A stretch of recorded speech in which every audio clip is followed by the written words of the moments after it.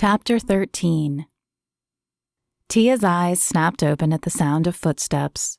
Her room was dark, too dark. It was night, so it had to have just been a nurse. But why wouldn't they identify themselves? She blinked, trying to adjust to the light level, and held her breath to hear any sounds better. But there was nothing. Had it all been a dream then?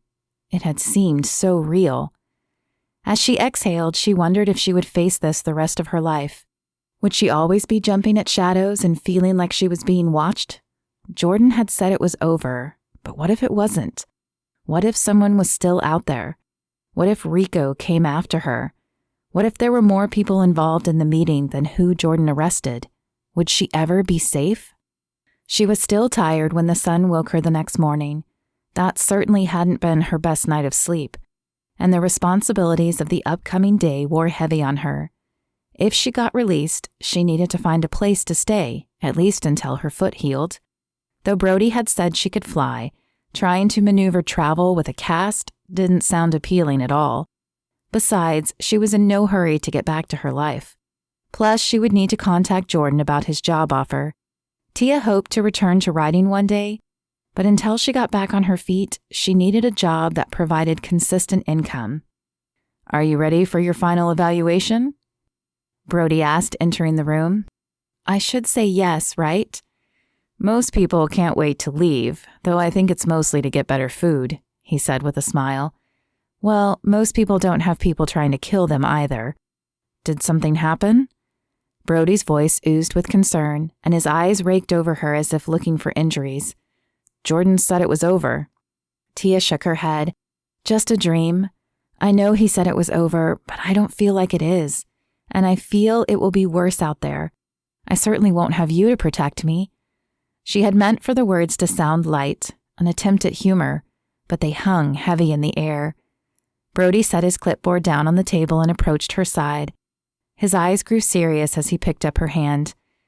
"About that, Tia, I'm kind of a mess, and I've probably forgotten how to date, but I can't stand here and say I don't care about you.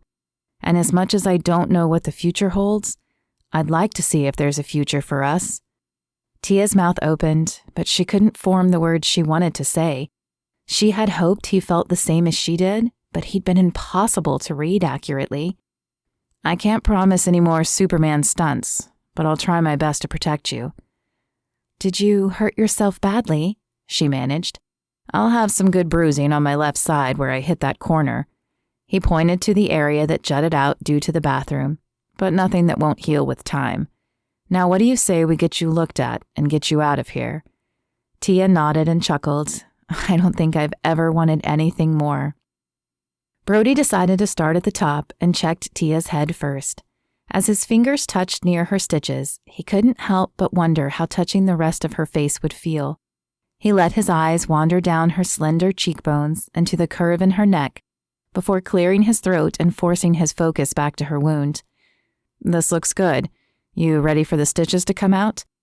"I suppose." Her eyes flicked up to meet his gaze. "Does it hurt? I don't think I've ever had stitches before." "Not generally. Most people say it tickles. But I did have a patient once who healed rather quickly, and her skin grew over her stitches a little." "Oh, great. Thanks for sharing that." He smiled down at her and squeezed her arm for reassurance. "I'm sure that won't be your case. You've had enough issues to deal with." He crossed to the medical cabinet and pulled out a pair of scissors before returning to her side. With a quick snip, he popped the first string, holding it all together, and then tugged on it until the rest came out. "All done. Did it hurt?" Tia's face scrunched as if she were deciding. "I guess not, but it didn't tickle either. Is the scar bad?" Brody pressed around the red puckering to make sure it was holding before answering her. "It's a little red right now, but that's to be expected. It will fade, and eventually you'll just have a tiny white line. Besides, scars build character." "I guess I'll have a lot of character then," she said with a chuckle.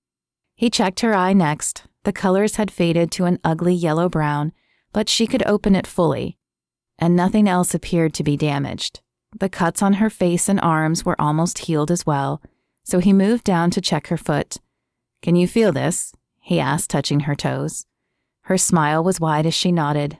"I can." Good. And how about the pain today? Not bad, although I assume I don't get to take the good stuff with me when I leave. He chuckled as he checked off her progress on the chart. No, but I'll get you a prescription for some stronger ibuprofen than you can get over the counter, just in case. I want Dr. North to check your foot as well, but it looks like you're cleared to go unless she says otherwise. You won't be able to drive, though. Do you have anyone who can pick you up? Her face fell and understanding filled her eyes. I don't have a car or a place to live yet. Hey, it's okay. I'll call Jordan and see if he can help you out. If he's busy, you can stay here until I get off, and I'll drive you wherever he sets up for you. Thank you. I promise I won't always be so needy. He picked up her hand and squeezed it. We all need people, and I'm happy to help. You just relax and enjoy your last day. I'll take care of the rest.